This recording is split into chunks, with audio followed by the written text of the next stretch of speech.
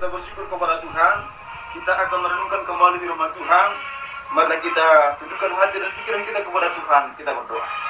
Bapa, kami saudara atas setiap kekurangan kami sebagai manusia yang lemah. Kami berdoa, kami akan membaca firman-Mu.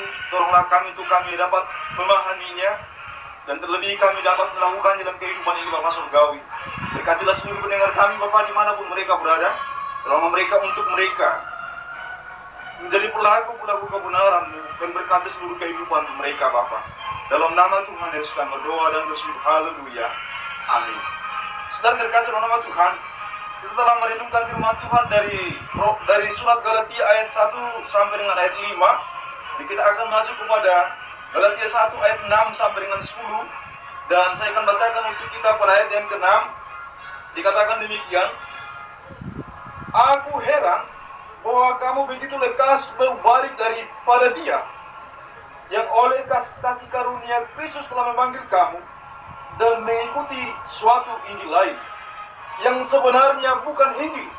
Hanya ada orang yang mengacaukan kamu dan yang bermaksud untuk memutarbalikkan Injil Kristus. Yang berbahagia adalah setiap orang yang mendengar dan melakukan firman Tuhan.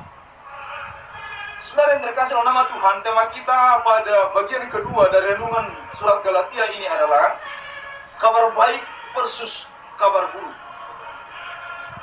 Hampir di segala zaman, setiap kali ada kabar baik, setiap kali ada berita yang datang dari Tuhan, selalu mendapat tantangannya tersendiri. Itu yang terjadi.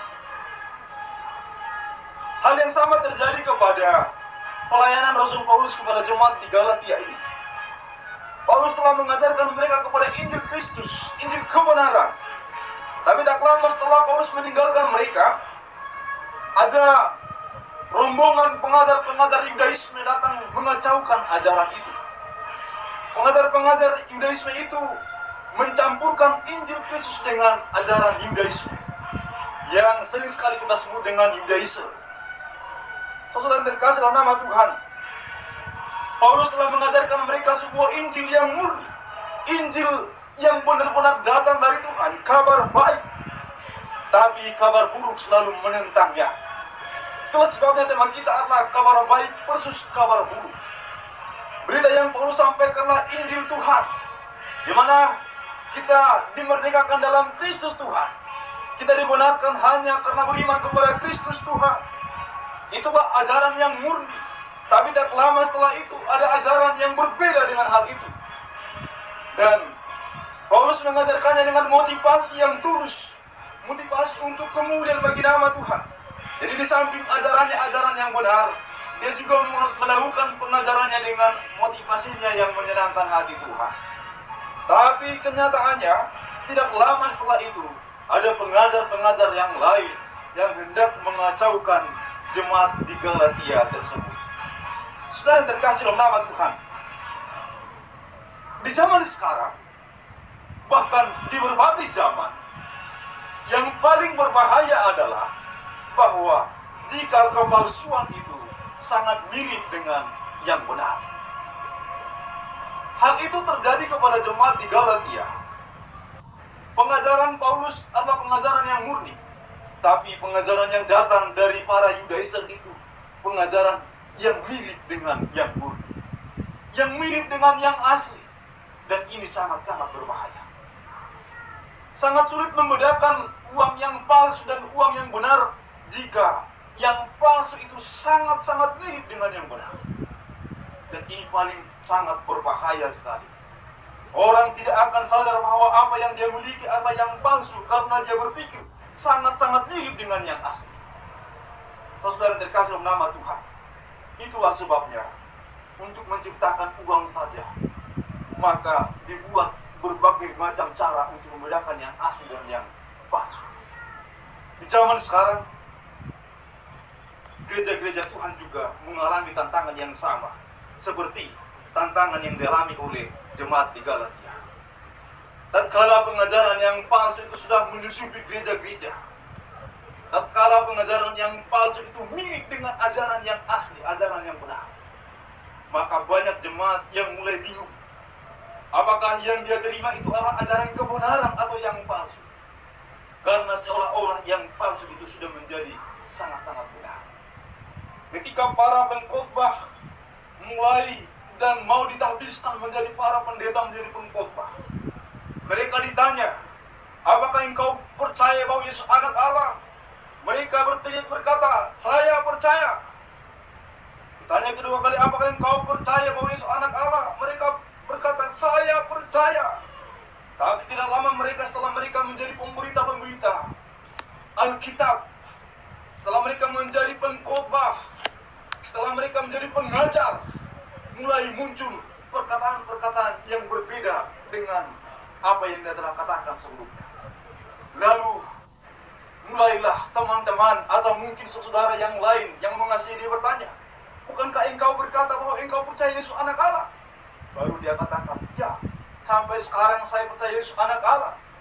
Tetapi kita pun adalah anak-anak Allah. Alkitab berkata bahwa kita anak-anak Allah. Maka kita lebih baik mempercayakan diri kita kepada kita sendiri, karena kita juga anak Allah. Itu berarti kita dapat menyelamatkan diri sendiri. Itu berarti kita dapat membebaskan diri sendiri. Dan pernyataan-pernyataan seperti ini sudah banyak terjadi sampai saat ini.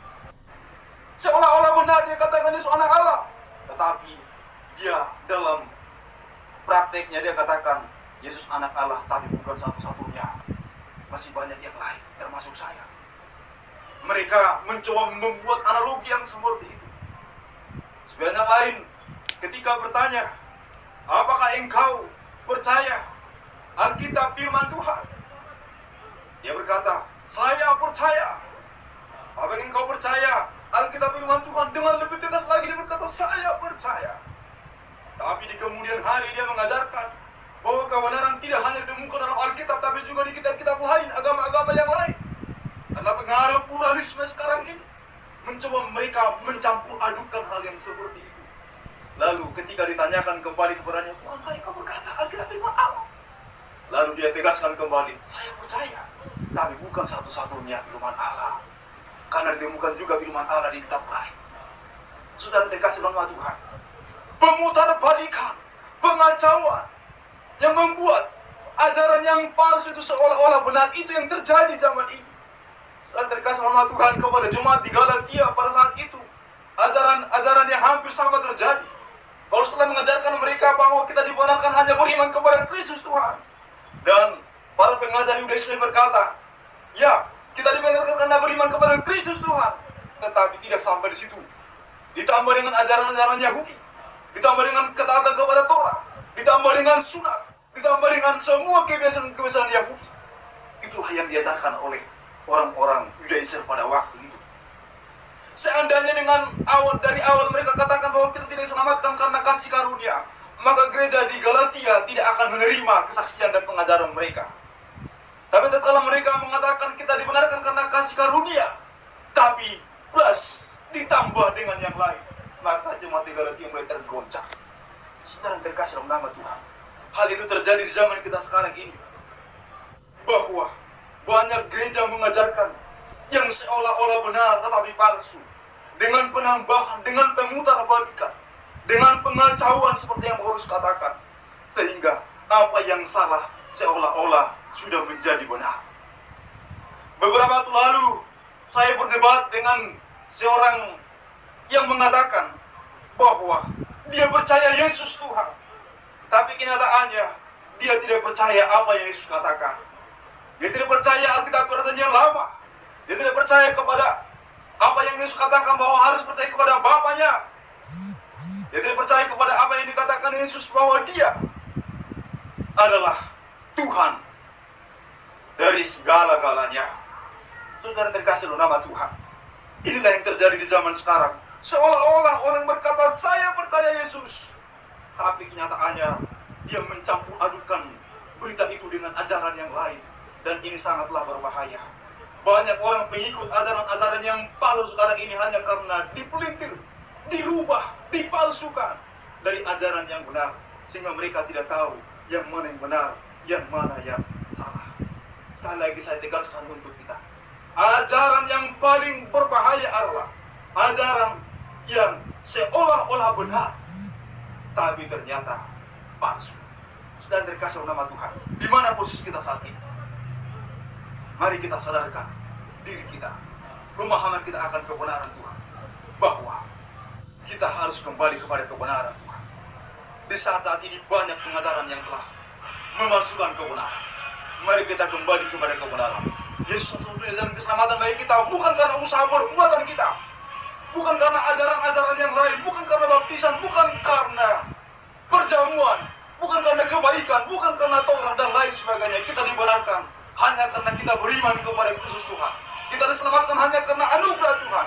Itulah ajaran yang sesungguhnya. Mari percayakan hidupmu kepada Tuhan. Kita berdoa. Bapa di surga, kami datang kepadamu. Kami manusia yang lemah, sering sekali Tuhan. Dunia ini menggoda kami untuk meninggalkan kebenaran. Dunia ini hendak mencoba menarik setiap orang kepada kepalsuan. Kami berdoa, jamah berkati para pendengar kami dimanapun mereka berada. Tuntun mereka kepada kebenaran-Mu agar mereka teguh dalam Engkau. Tuhan, jangan izinkan mereka kacau karena ajaran-ajaran yang palsu. Tuhan, jangan berkati mereka semua. Bapak, kami berdoa bagi mereka Tuhan dalam seluruh aktivitas pekerjaan mereka, pergumulan mereka. Teguhkan mereka, berkati mereka. Di dalam nama Tuhan Yesus kami berdoa dan bersyukur. Haleluya. Amin. Saudara yang terkasih dalam nama Tuhan, Tuhan begitu baik bagi kita. Tuhan ingin menyadarkan kita kembali kepada kebenaran yang baik, kebenaran yang sungguh-sungguh mulia dari Tuhan. Mari ikuti pelayanan kami.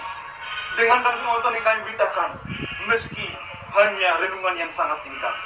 Tuhan Yesus berkati kita sekalian. Amin.